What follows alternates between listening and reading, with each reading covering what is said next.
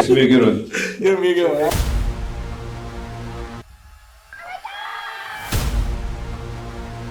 Definitely a different type of process. Cut down or freeze up. Being a coach's son. Jackson, of course, they keep you to one still is a hit by pitch. Oh my.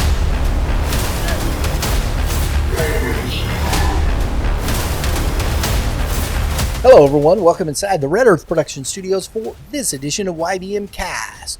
Baseball talk powered by Game 7 Baseball, game7baseball.com. Hey, it's just right around the corner. Make sure you're going to Game 7 Baseball. Check out your schedule, what dates you're looking for. We got our Super 7 series out there as well. You can go to youthbaseballmidwest.com. See the 7 tournaments where you will see Youth Baseball Midwest on Saturday and Sunday as we stream the 14U Championships on Sunday. Check those out, our Super 7 series. We'd love to see. We're going to be down in Branson at Ballparks of America again with Game 7 this year. We're going to be in Springfield for the state championships over at those new turf fields. I'm excited about that. And, of course, the World Series, our Super 7 14U Invitational. It was great last year. We're sending out our invitations. If you're looking to want to be there at 14U, it's the next step to high school. Make sure you check it out. Partnering with Game 7 Baseball again in this event. Really enjoyed it last year. We had 28 teams. Love to see 28 more teams this year. Check it out. Please do. Go to game7baseball.com. Register today. If you want to support us, follow us on our socials on X at YBM_cast, IG and Facebook at Youth Baseball Midwest. Like, subscribe here, please. It helps the algorithm. If you want to support us, we do appreciate it. As we bring in from a hiatus on the Prime Sports Midwest call link, we've got the guru himself. He's back. Kevin Mulder. How you doing, buddy? I'm doing very well. How was your Thanksgiving? It was fantastic. We had some prime rib again. Ooh, nice. And it was very tasty. Roasted some potatoes this year. Didn't do the mash. It was nice. We changed it up a bit. Did some roasted potato. It was fantastic. As always. Thanksgiving curveball. Yeah. We've been doing that. My father-in-law has done that. Gosh, what has it been now? 10 years? Because we always go over to Indiana for Thanksgiving. And he's been doing the prime rib now for quite a few years. So changed it up, you know. And I must admit, I like prime rib better than turkey. I'll sign off on that. Not a big push on that one, huh? No. So, folks, we've been working. Kevin Mulder's been part of what we do here at Youth Baseball Midwest now for, gosh, it's been a while, since at least before COVID, right? Jeez. It's been a while. No. COVID. Yeah, that's right. Because that's when I started working in prep baseball. That's right. During COVID. So, and we really started, Kevin's been working with us. It's been a long time, at least 5 years now. So we appreciate his contributions and what we do. So, with that being said, we started our YBM Club. We're going to have some exclusive content. We've got some great discounts there for you. And one of them is with our good partners over at Prime Sports. They got 3 locations around here. And make sure you're supporting this. Shop local. They just had an event that happened. They're getting it worked out and fixed up over at the St. Peter's location.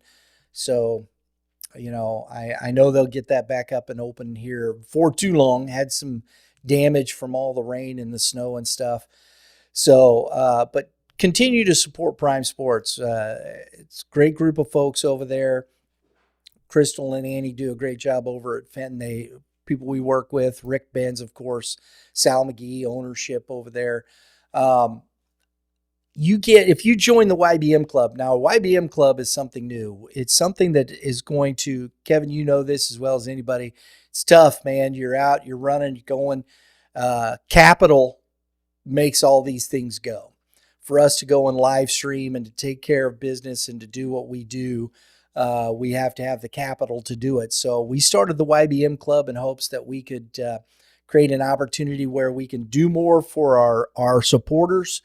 And it helps us with the side on the revenue, so we can keep live streaming high school baseball games for free, our podcast for free.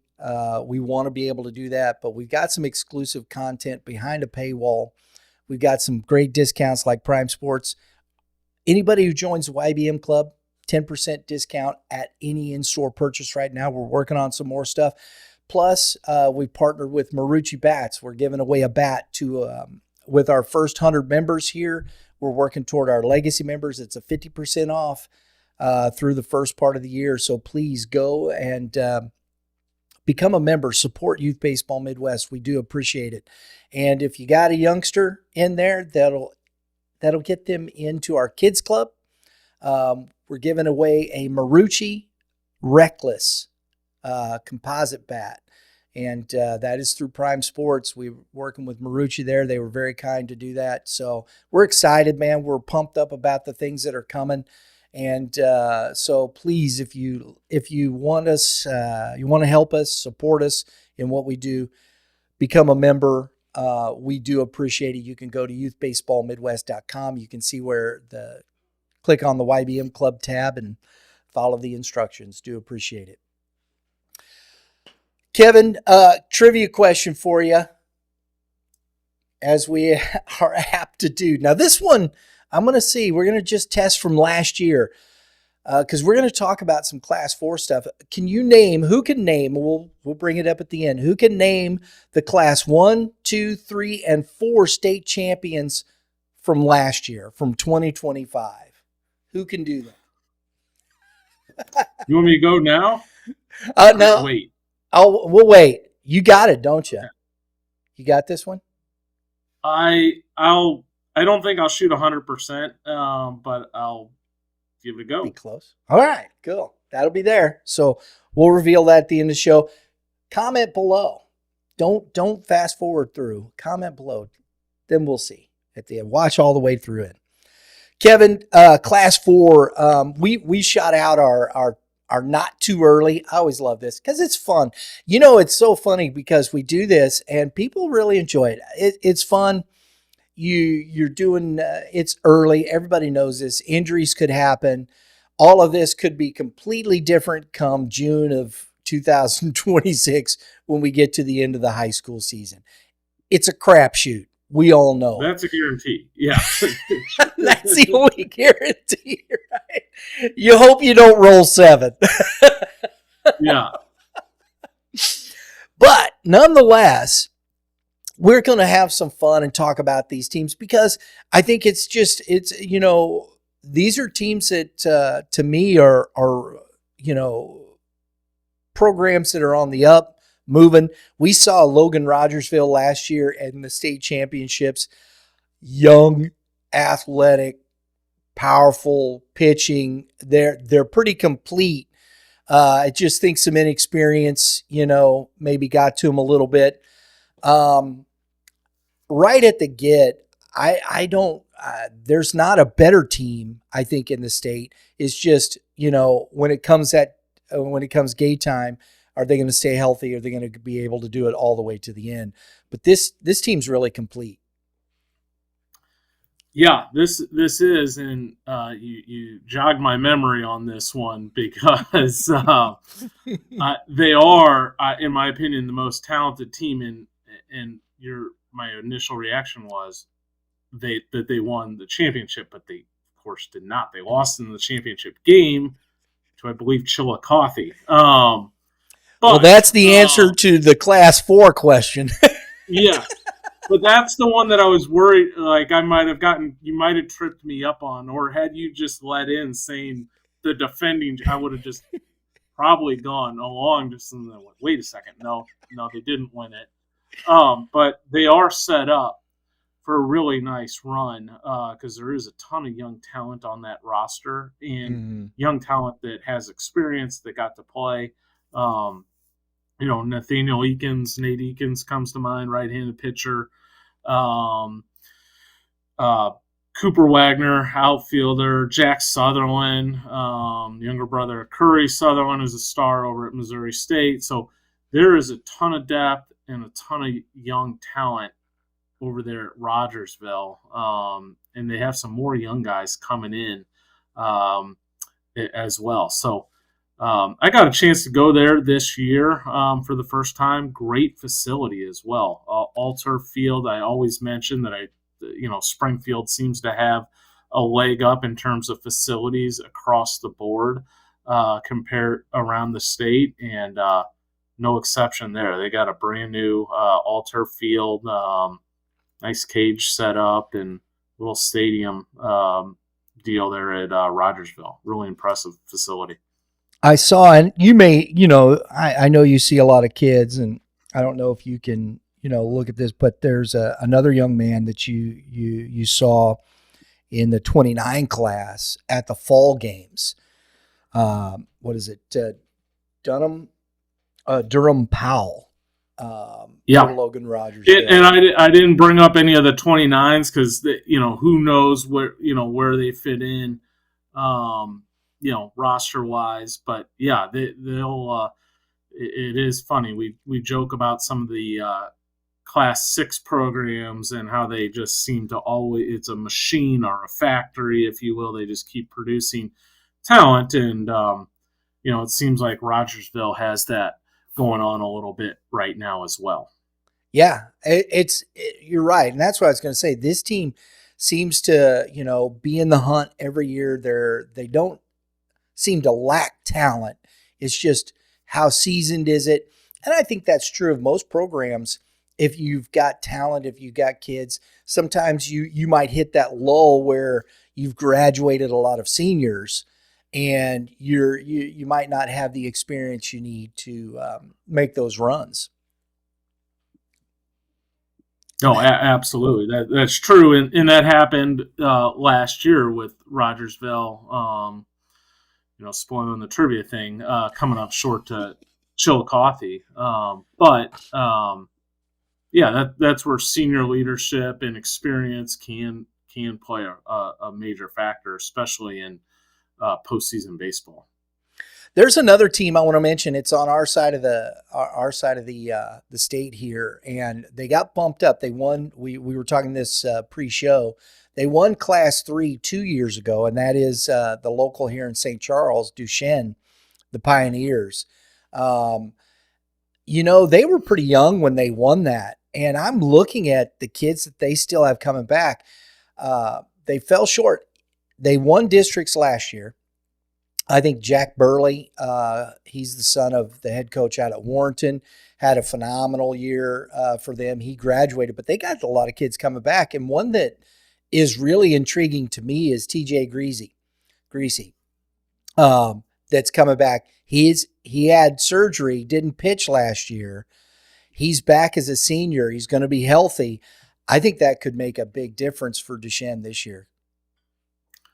Oh, that absolutely will. You add a frontline arm to an already really good team. That's that's what these MLB teams are trying to do right now. That's what the Red Sox just did. Acquiring Sonny Gray. They're all looking to add that piece that's going to put them over the top.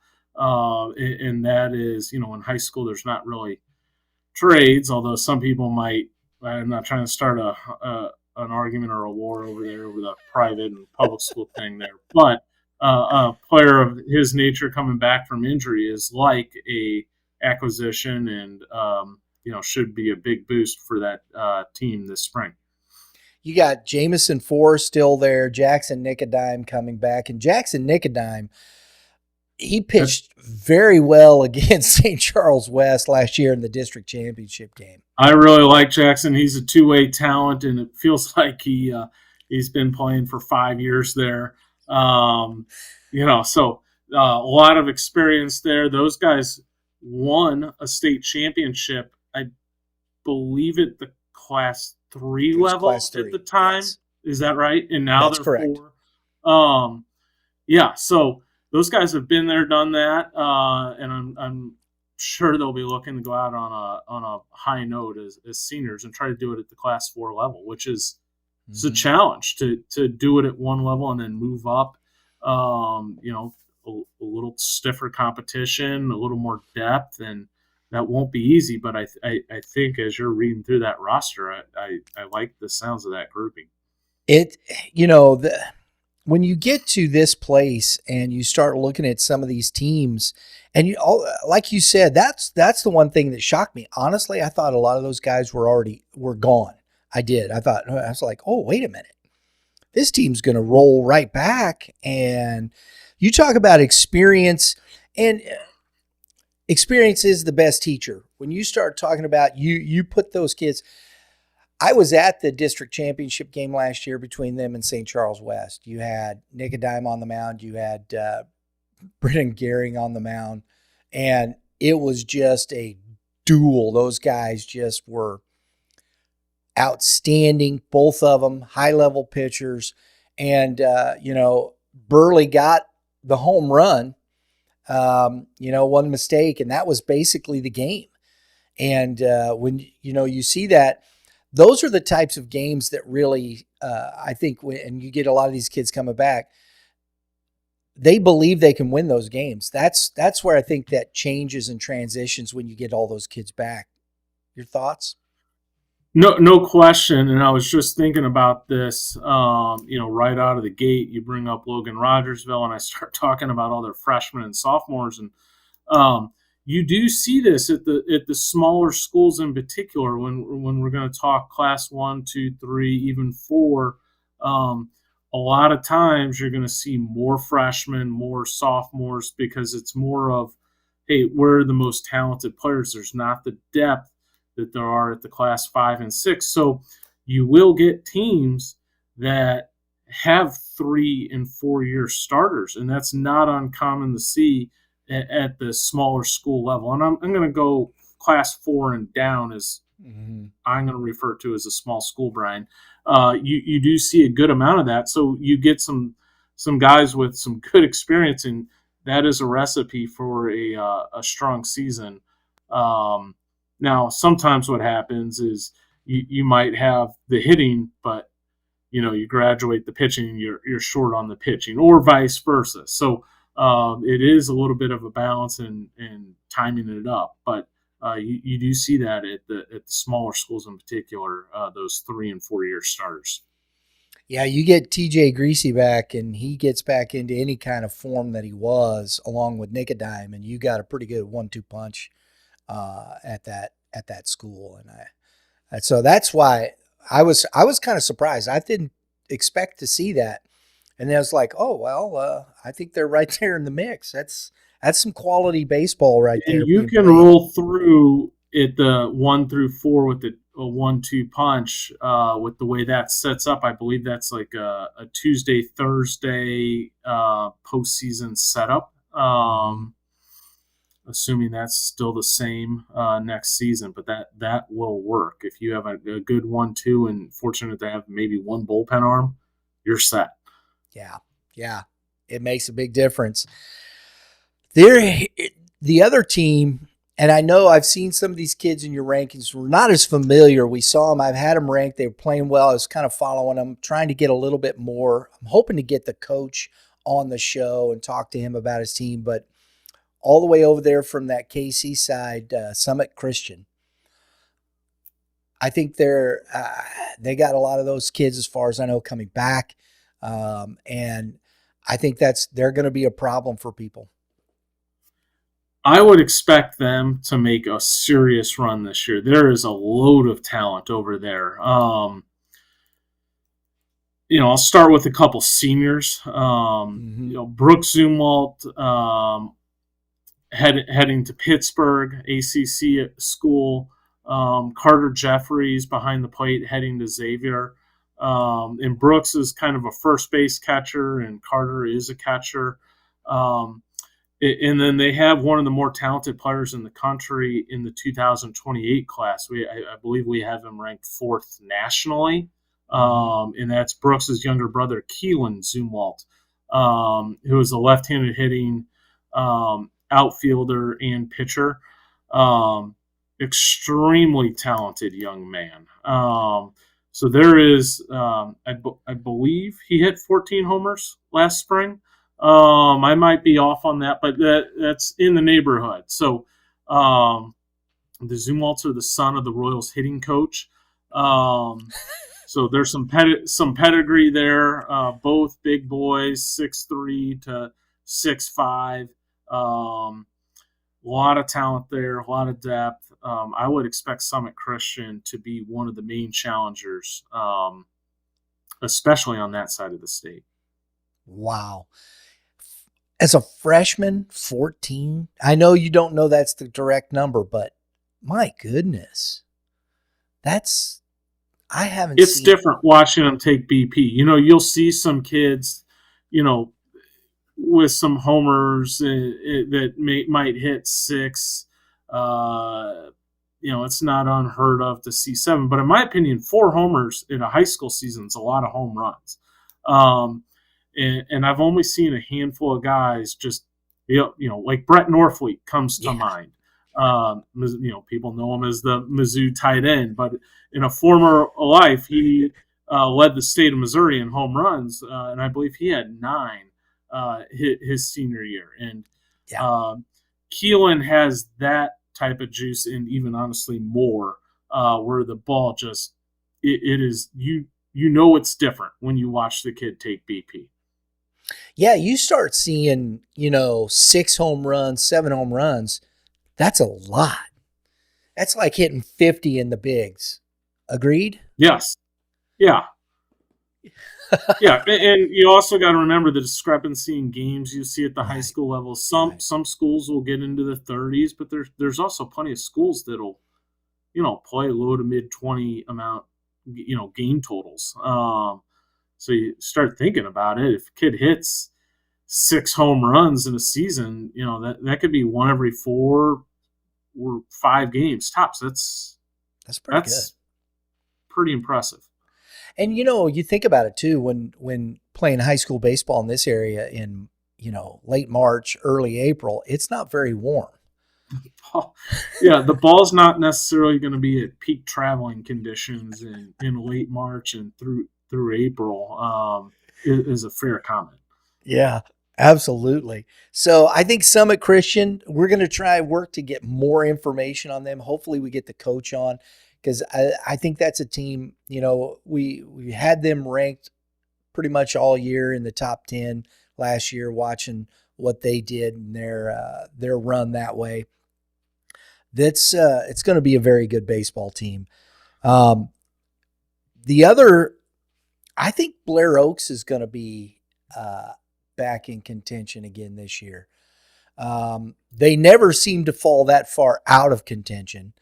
But I think they have, again, I think they were a little young last year. All those kids came back. You got that.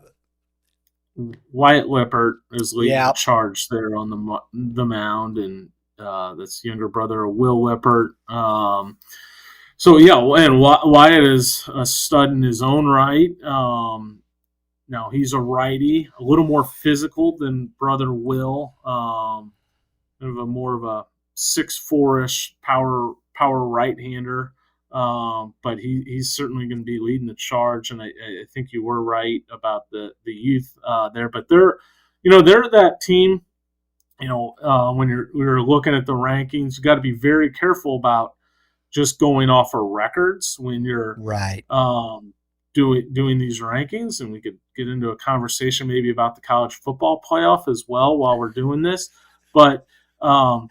A 25-1 record doesn't necessarily mean that it specifically when we're talking small schools, when we're talking class 3, 1, 2, 3, and 4, there's small schools that will play a ton of class 5 and 6, and you'll see them with a a 16-11 record, and you're like, well, how are these guys up here in these rankings? And they'll be in all the polls, the coaches' polls, the prep baseball poll, whoever's poll. And you'll look and you're like, oh, well, they played, Rockbridge. They played Francis Howell, Staley, Blue Springs South, and Zumwalt West.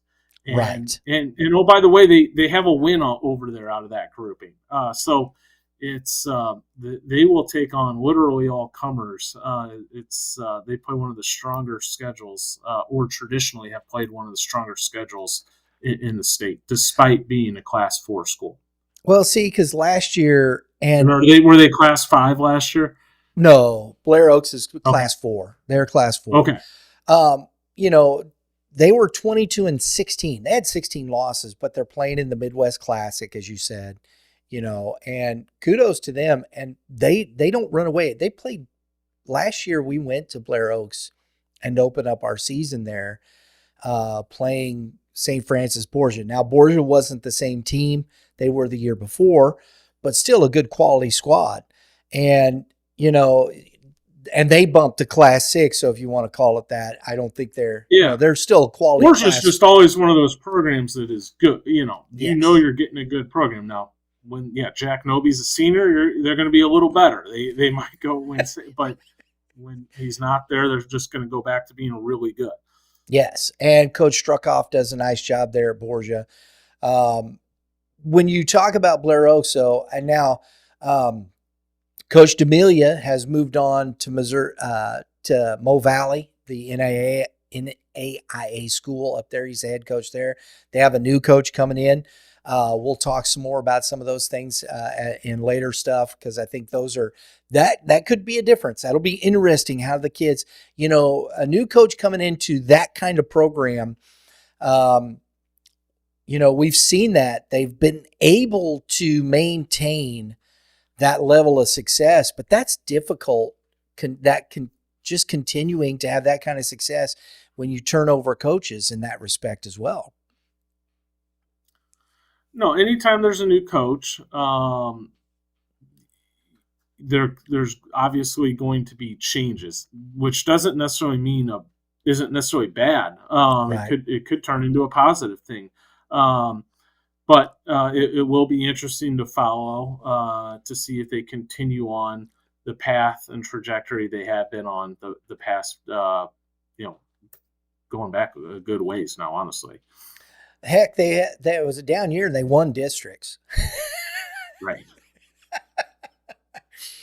I mean, that's just Blair Oaks. They're a team. They won District 9 again. They beat Eldon, and it wasn't this is a tough district. District 9 with California, the Pintos have a good squad. Eldon's usually pretty tough throughout that whole Versailles. They beat Versailles 13-4, beat Eldon 6-3 to get. And I think they went down. I'm looking to see here. We need to put Pintos on the all nickname team, though, Brian. Make sure to mark that down when we do that program. Isn't that fantastic? Yes. You just don't see that much, do you?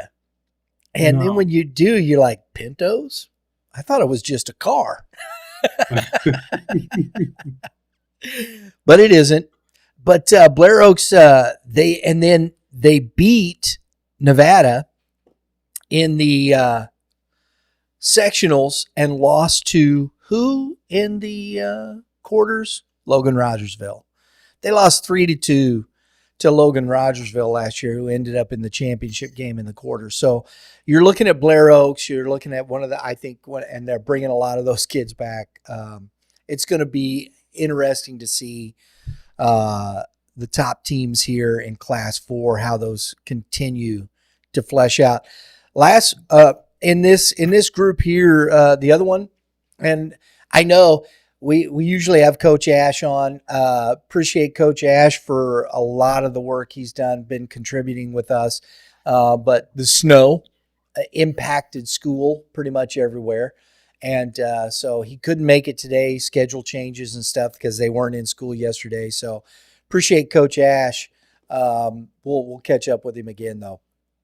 On that note, Brian, I just started thinking about this. Like when I was growing up, Yeah. I would, you'd hear it from your dad, like, oh, I, walked up through the snow to school, uphill both ways. I think our generation's version of it, I was telling my kids yesterday, they were out for a snow day. I'm like, we never got snow days. I had one snow day a year, tops. That is like the new, like, old man thing to say. It's like, well, I can't believe we got a snow day. Like, And then back in my day, we never got snow days. Like, that is the new walking the hill or walking to school uphill both ways.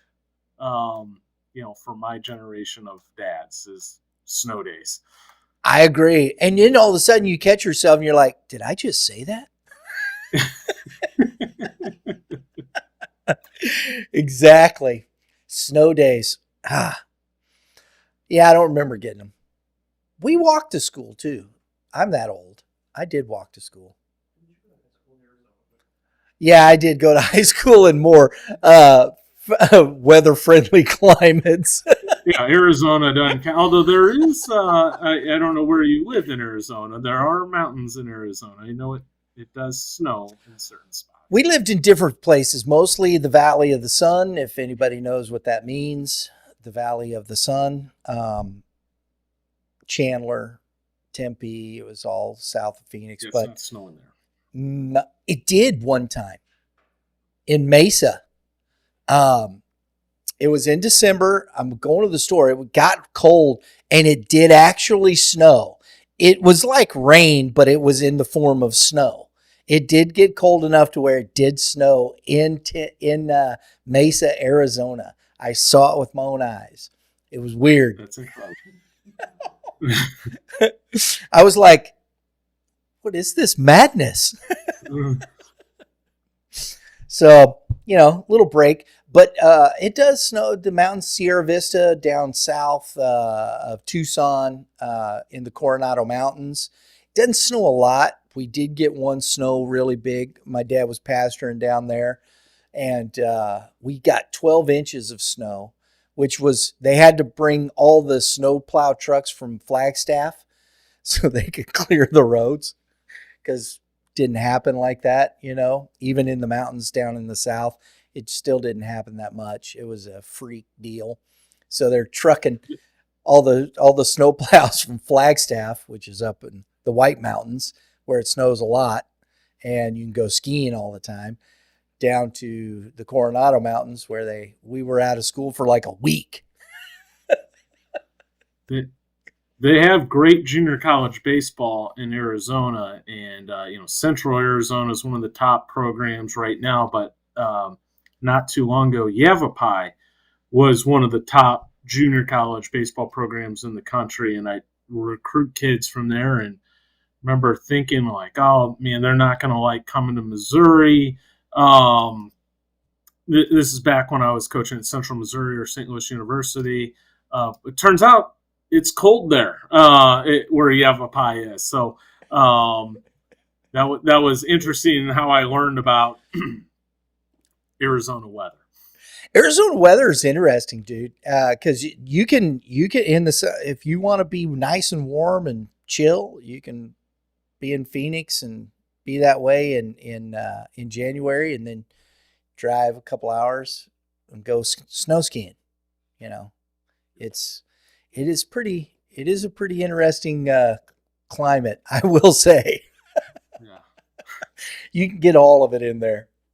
So, with that being said, Southern Boone, Coach Ash, I think his squad is going to be another one,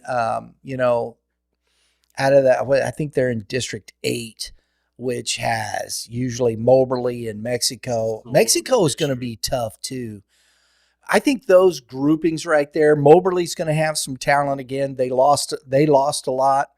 I think Mexico is, but I'll come back to that one. I got ahead of myself. Southern Boone, because I said District 8. Coach Ash has got his squad, I think, in pretty good shape here. I think they're going to be tough to beat.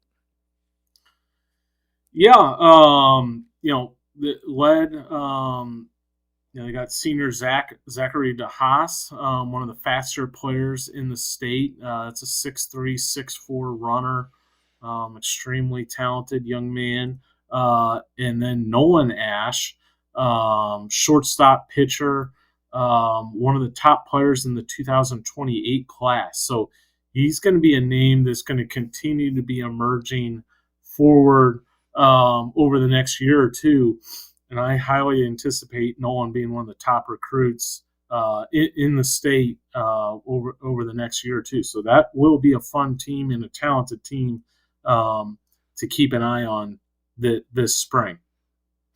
One of the things, and DeHaas is a junior this year. He's a 27. Junior, my fault. Yeah, and I botched that one. He was a future gamer. He ran a 6.32, Kevin.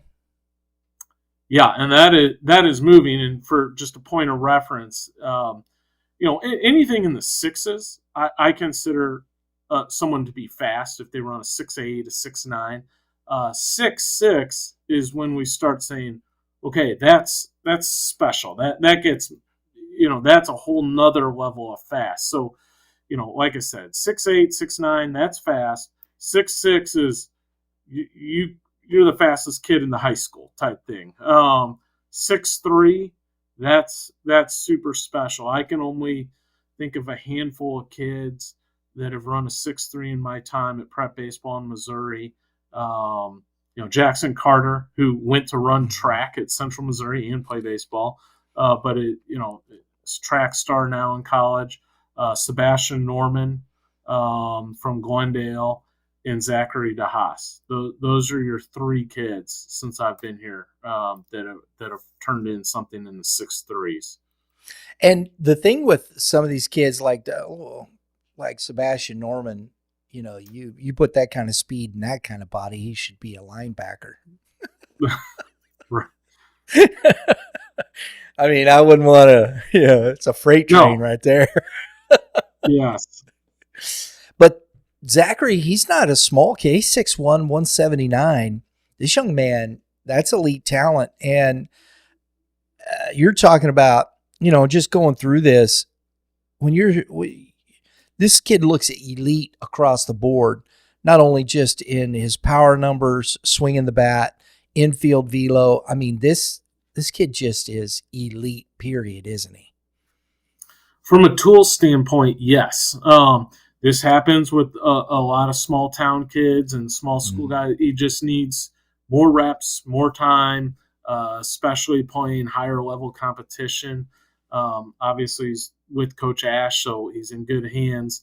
A touch raw would be maybe a fair statement or a comment maybe college coaches would use. But in terms of tools, he's got them all. Wow. It's impressive. I'll tell you, man, it's going to be fun to watch. I do think, bringing up, and you may not know that much about them. I don't know. I'm still working through these. But as we start looking at, and I'm working to try and find as much information about these teams. And I'm talking to other coaches as well. And when I mention Mexico, other coaches go, yeah, I think they're going to be pretty solid again this year. They didn't quite get out of the district last year, but I think they're going to be a very good team. Yeah, and as I recall, that district, it's kind of like the district of death, the Class 8 in Kansas City there. It's like, well, Liberty North, and Staley, and two of the three aren't getting out of their own district. And it's kind of a little bit here the same. You got a lot of quality teams, and just because you don't get out of districts doesn't mean you didn't have a great year or aren't a great team. And it's kind of funny, you especially at the Class 4 level, you look through some of these districts, and I believe there's 16 of them, and you go through and you're like, there isn't really a strong, obvious team coming out of this one. But then you go through some of them and you're like, wow, there are three teams that could easily win state or at least make a Final Four run in this same district, and this is certainly one of them. Absolutely. When you look at just the three teams we talked about, Mexico, Southern Boone, and Blair Oaks, District 7, not only they have Hallsville, Booneville, Kirksville, and Moberly with Mexico in that District 7. That's brutal district, man. And Booneville's going to be another one. Coach Simpson, I think, has got some pretty good talent there. I think Booneville's going to be back on the map again this year as well. Kirksville, Hallsville, we'll see. Kirksville, they had a pretty decent record last year. I'm just going by that. Again, these are things that this is early, and I'm starting to work through this. Class 4 is very tough. Very tough. District 8, as we talked about, Father Tolton, Fulton, Southern Boone, Winfield, and Wright City. And Wright City, I think they had a pretty solid year last year, and I think we may see a little bit from them again this year. So looking forward to see. I know that Wright City team has some talent, so that'll be fun to follow as well. Yeah, and they kind of get forgotten. They're kind of in between there, between St. Charles County and Warrenton, and there's Wright City, but they've had some talent in the past. It'll be interesting to see how they come out of this, because it's amazing watching how a lot of you're starting to see that filter out to some of those schools around the perimeter here, and they're getting better. They just are.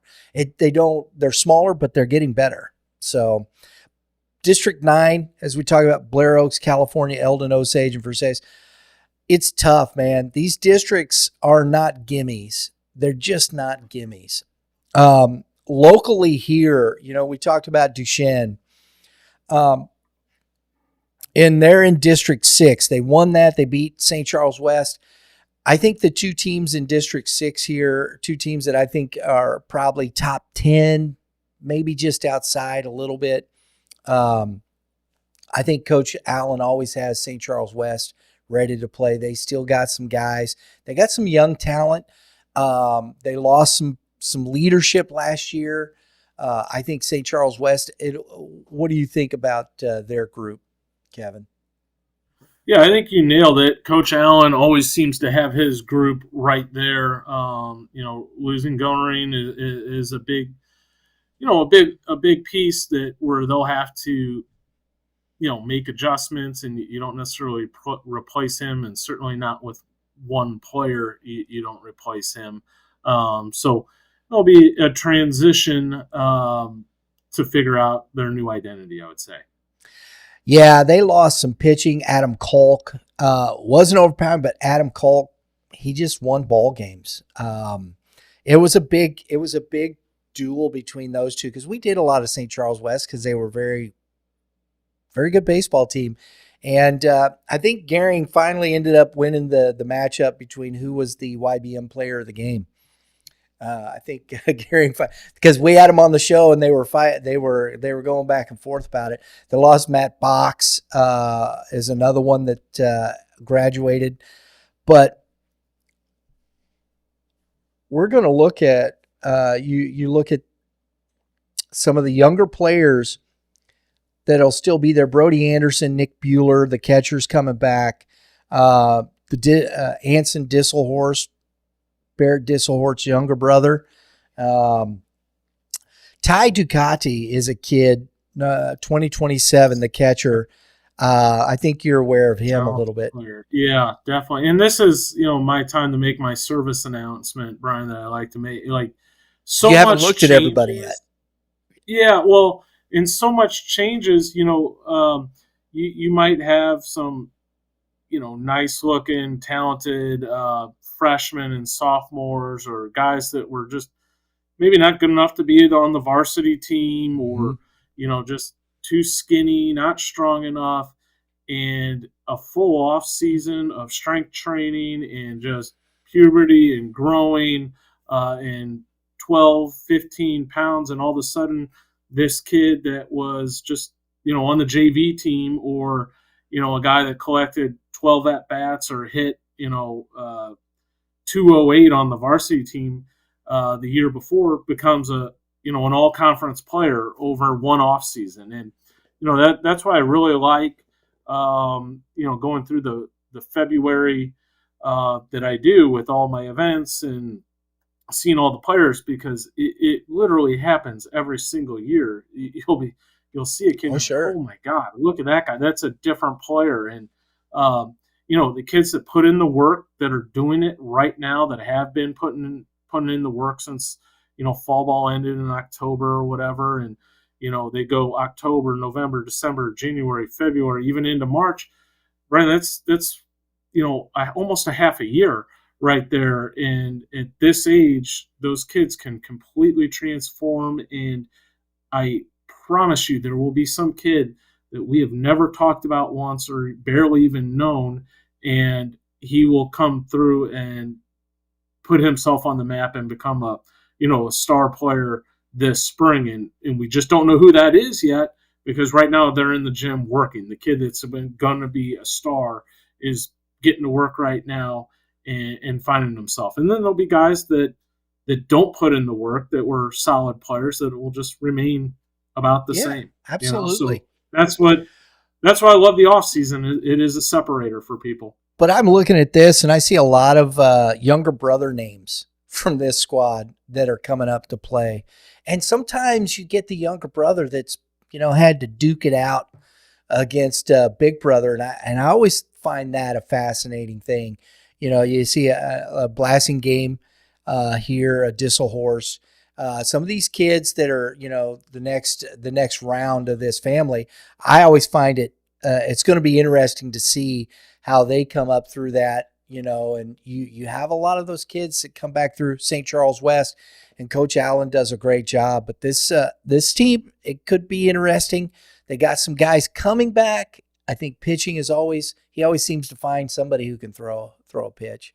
They've had some dudes, but it'll be interesting to see if they can find some guys on the mound for them.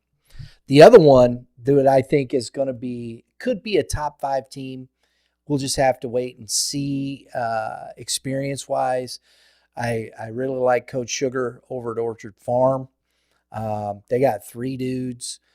They got some arms that can get it done. Will they?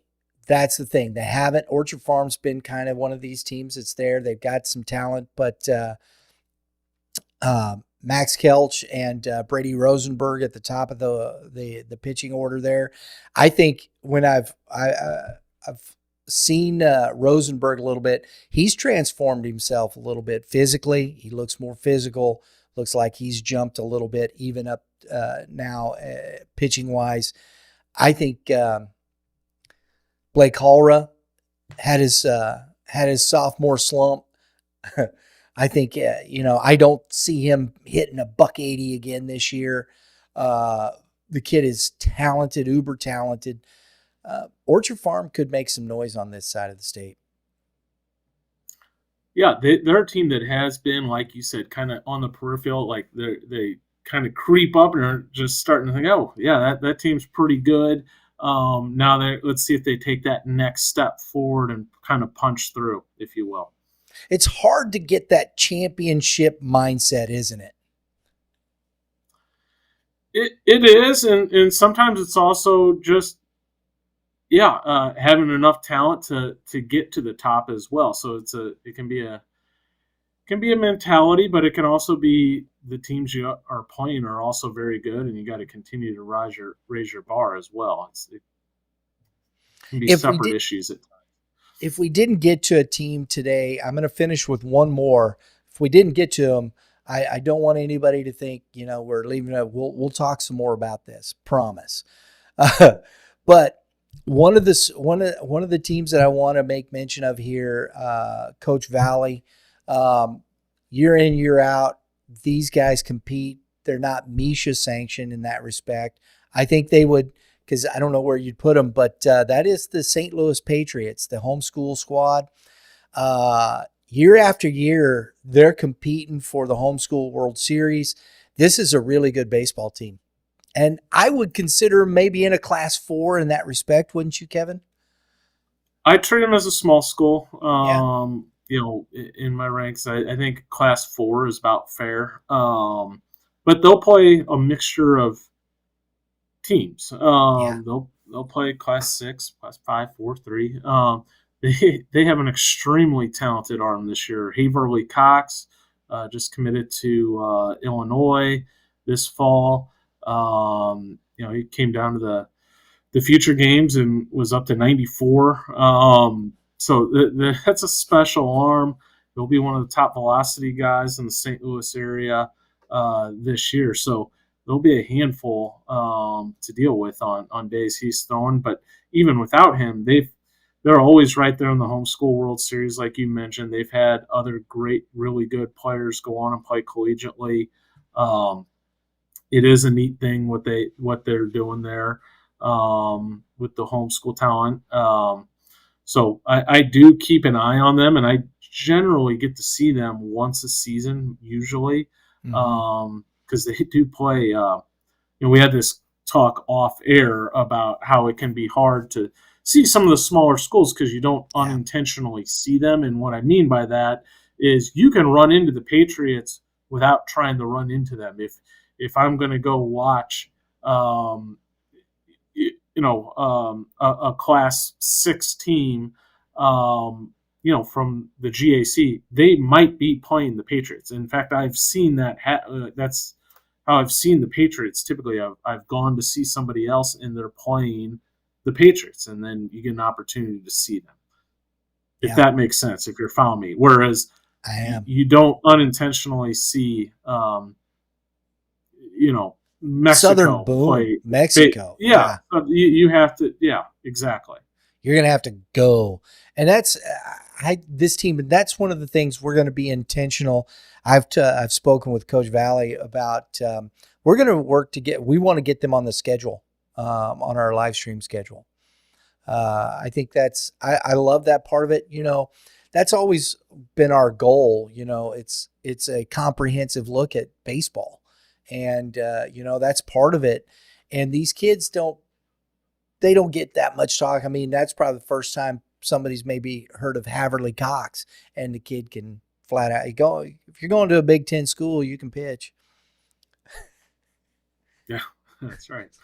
Simple as that. So, that part of it, we want to be able to create that part of it. And we're going to talk a little bit more about them and put them in the mix, even if they're not playing, they're not playing for a MSHSAA state championship. That's okay.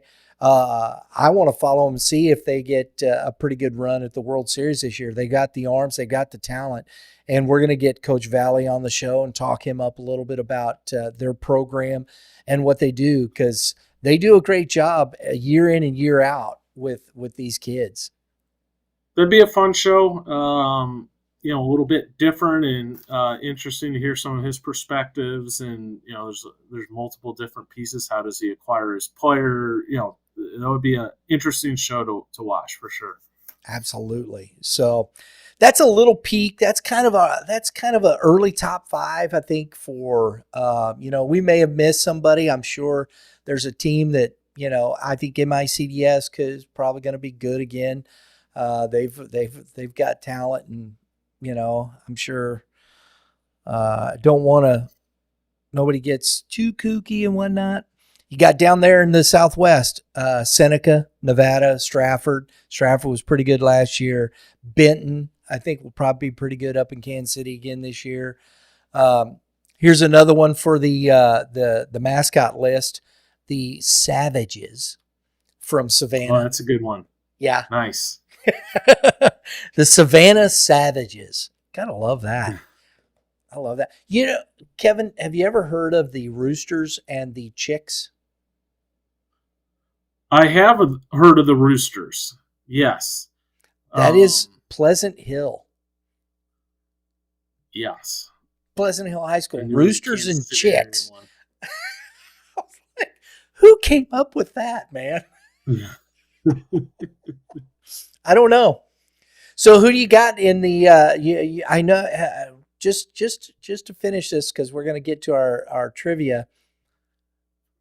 Football, championship. You evidently have some strong feelings about that because you brought it up.